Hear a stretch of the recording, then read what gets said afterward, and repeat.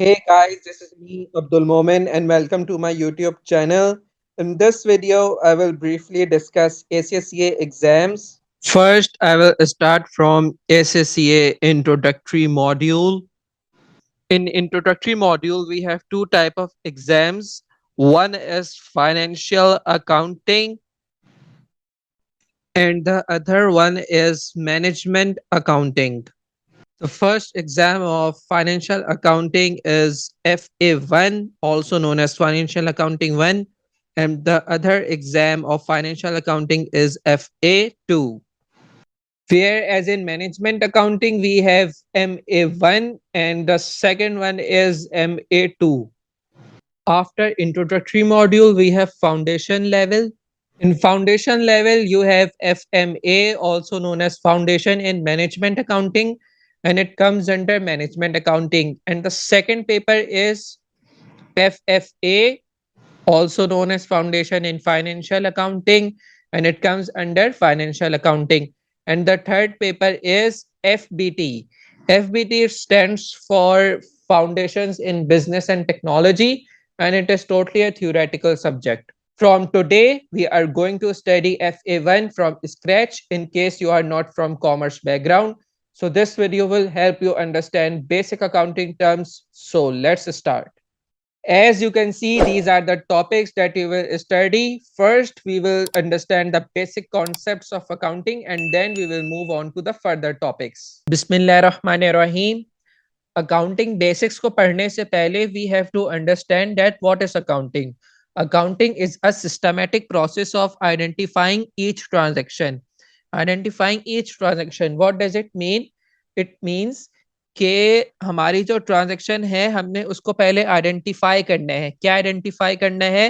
कि जो ट्रांजैक्शन है वो एक्चुअली में एग्जिस्ट करती है या नहीं.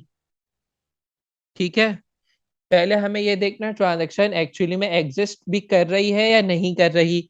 उसके बाद हमें ये देखना है कि ट्रांजैक्शन हमारे पास रियल ट्रांजैक्शन होनी चाहिए, फेक ट्रांजैक्शन नहीं होनी चाहिए. रियल ट्रांजैक्शन को आइडेंटिफाई करें. उसके बाद we have to see that the transaction should be relevant to the business. इसका क्या मतलब है? इसका मतलब है कि बिजनेस से लिंक होना चाहिए. Next is recording financial transaction. What does it mean? You have to record the transaction. Identify कर लिया था पहले हमने, अब हमें रिकॉर्ड करना है. फॉर एग्जाम्पल, हमने परचेजेस करी थी. ठीक है, परचेजेस को आपने अपने पास लिख लिया. रिकॉर्ड रिकॉर्ड कर लिया. कैसे रिकॉर्ड करना है? कैसे रिकॉर्ड करना है? ये करना है डेट, टाइम, डे, ये सारी चीजें करेक्टली हमने रिकॉर्ड कर ली कि क्या हुआ था. डेट, टाइम, डे, अमाउंट, किस अमाउंट से. फॉर एग्जाम्पल $100 की करी थी, $100 से रिकॉर्ड. सही है, डेट, टाइम, डे, अमाउंट. ठीक है, ये हमने आइडेंटिफाई करने के बाद रिकॉर्ड कर लिया. मेजरिंग चेक फॉर एक्यूरेसी का क्या मतलब है? कि फॉर एग्जाम्पल हमने परचेजेस करी थी ना $100 की, $100 की परचेजेस करी थी.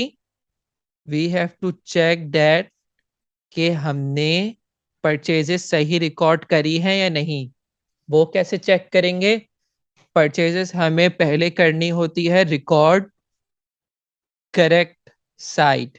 We have to record the purchases on correct site. What does it mean correct site? It means purchases को परचेजेस के कॉलम के अंदर रिकॉर्ड करना. परचेजेस को परचेजेस के कॉलम के अंदर रिकॉर्ड करना, ये नहीं कि हम कहीं और रिकॉर्ड कर दें. We don't have to record purchases in sales journal. We have to record purchases in purchases journal. Purchases in purchase journal.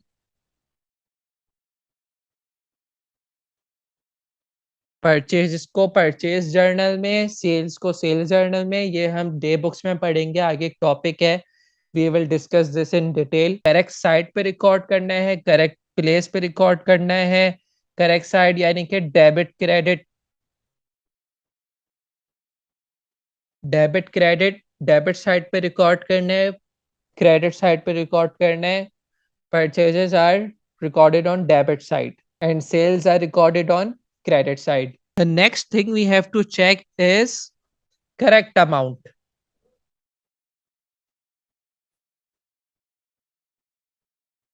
For example, $100 की हमने परचेजेस करी थी ना.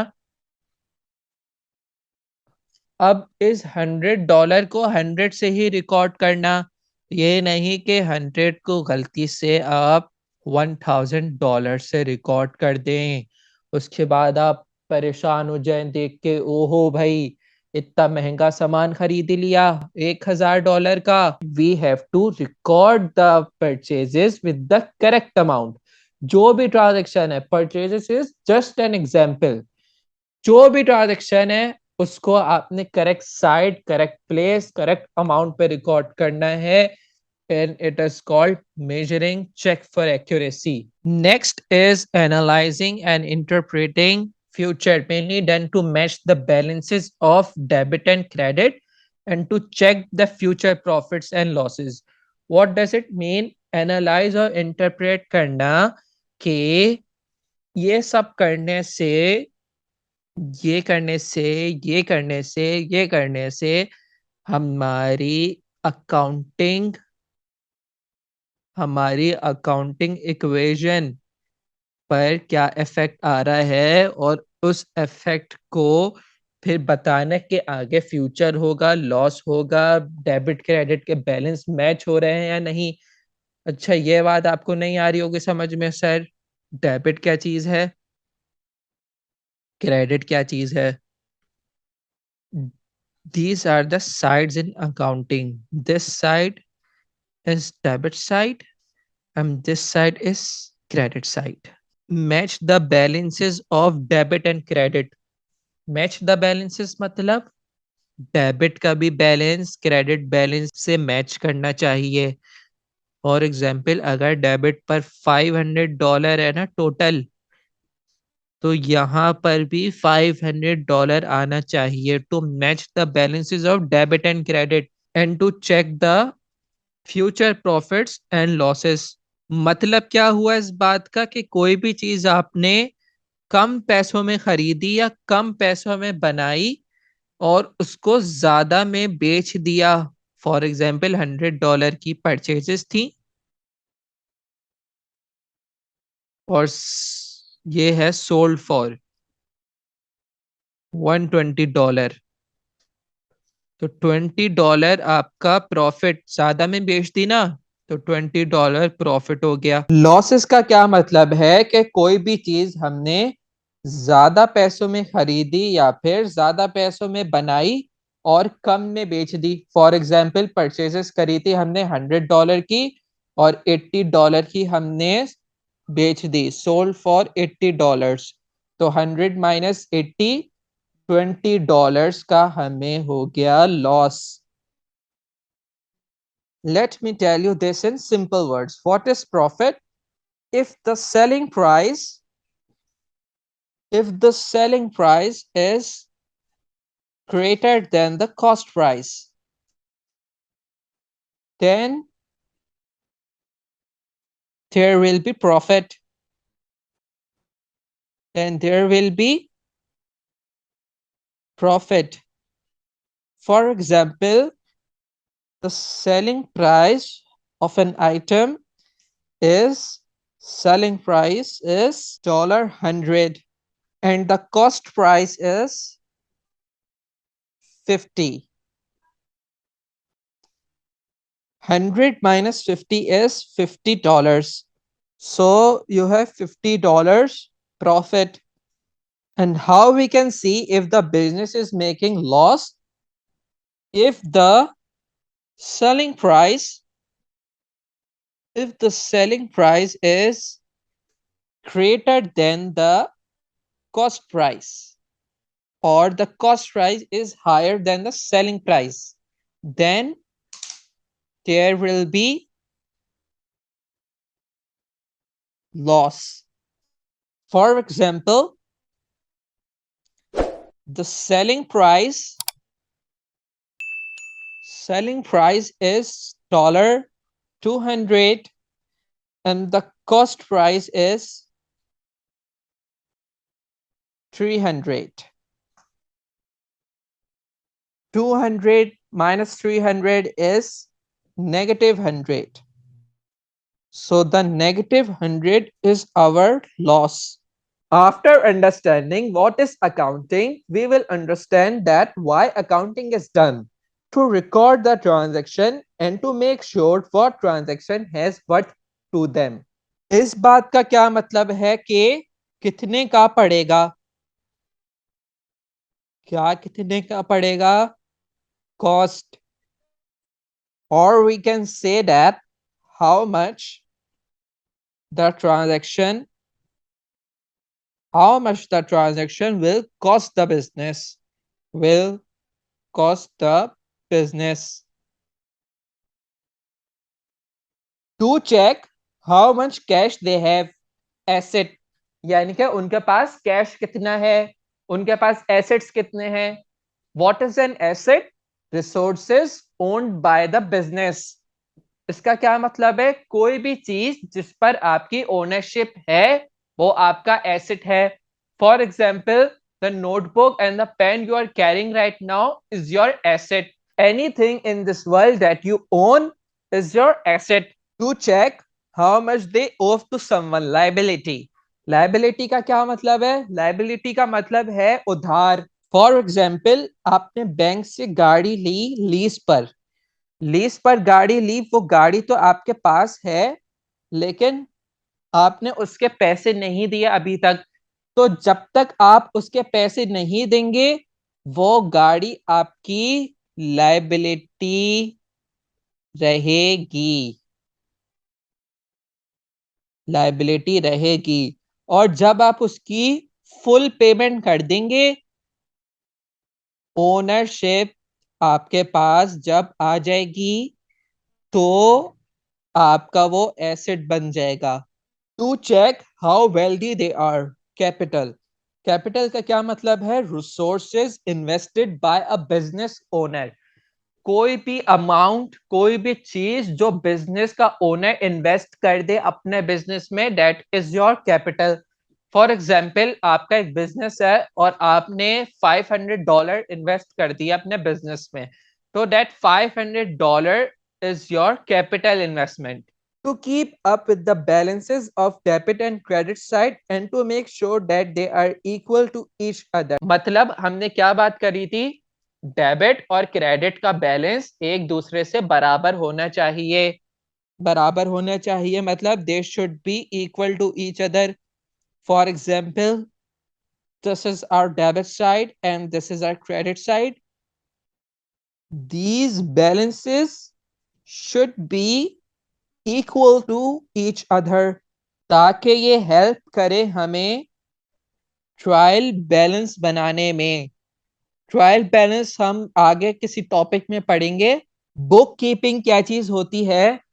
फॉर एग्जाम्पल, आज से कई साल पहले all the data that was related to accounting like purchase on credit मतलब उधार पर सामान खरीदना, परचेज ऑन कैश मतलब पैसे देकर सामान खरीदना, या फिर सेल ऑन क्रेडिट उधार पर सामान बेचना, या सेल ऑन कैश पैसे लेकर सामान बेचना. एंड एवरी ट्रांजेक्शन जिसमें भी अकाउंटिंग इन्वॉल्व थी that was written manually in books. जबकि आज के जमाने में सारी इंफॉर्मेशन इलेक्ट्रॉनिकली रिकॉर्ड करते हैं कंप्यूटर्स में, लैपटॉप्स में, सर्वर्स में. Book keeping is the process of recording data relating to accounting transaction in the accounting books. यानी कि अकाउंटिंग ट्रांजैक्शंस को अकाउंटिंग बुक के अंदर रिकॉर्ड करना is called book keeping. Role of book keeping in accounting. In order to perform the process of accounting, bookkeeping is done for recording data relating to the accounting या financial transaction in different type of accounting books.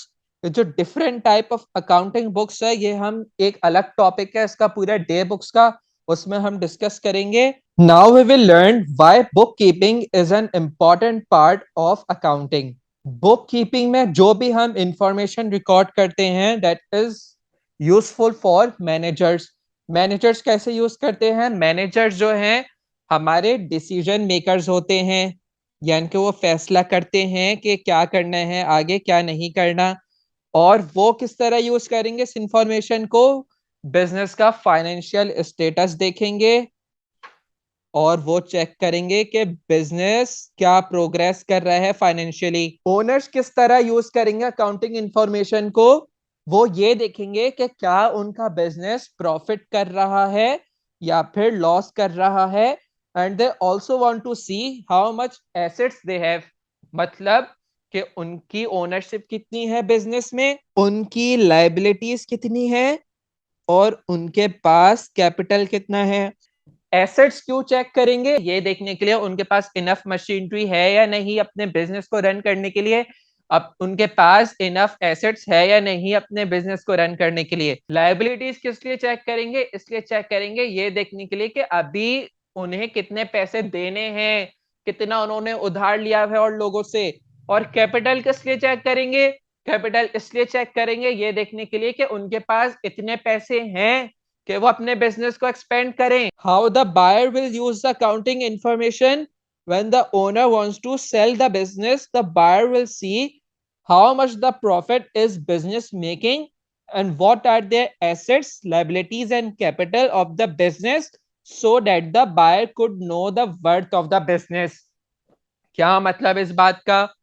आप मेरा business खरीदने आए मेरे पास, आपने देखा assets इतने हैं, अच्छा इतनी चीजें रखी हुई हैं ऑफिस के अंदर, इतनी चीजें प्लांट में है, इतनी मशीनरी है मेरे पास, इतनी चीजें मैं ओन कर रहा हूँ. और ये चेक करेंगे कि मैंने उधार किस किस से लिया है. कहीं हम खरीदने आए और आपने देखा कि भाई उधार तो मैंने इतना लिया है, फायदा ये मुझे तो इतना सारा उधार मुझे रीपे करना पड़ेगा, लायबिलिटीज रीपे करनी पड़ेंगी आपको. और ये देखने के लिए कि कैपिटल कितना है ताकि आप मेरे बिजनेस की वैल्यू को समझ सकें. How accounting information is useful for banks.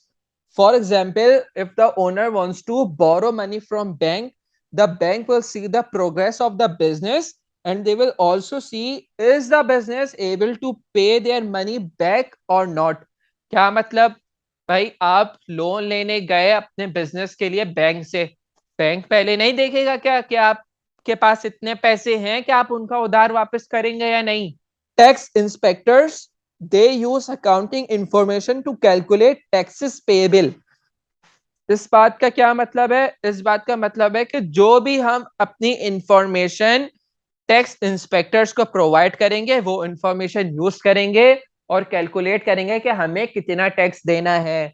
Accounting information will help investors and partners to decide whether they should invest in the business or not. क्या मतलब इस बात का कि कोई भी इन्वेस्टर जब हमारे पास इन्वेस्ट करने आएगा या कोई भी पार्टनर हमसे पार्टनरशिप करने आएगा तो इन्वेस्टर हमारा बिजनेस का फाइनेंशियल स्टेटस देखेगा कि बिजनेस की ग्रोथ कितनी है, बिजनेस का फाइनेंशियल स्टेटस क्या है, तभी तो वो इन्वेस्ट करेगा.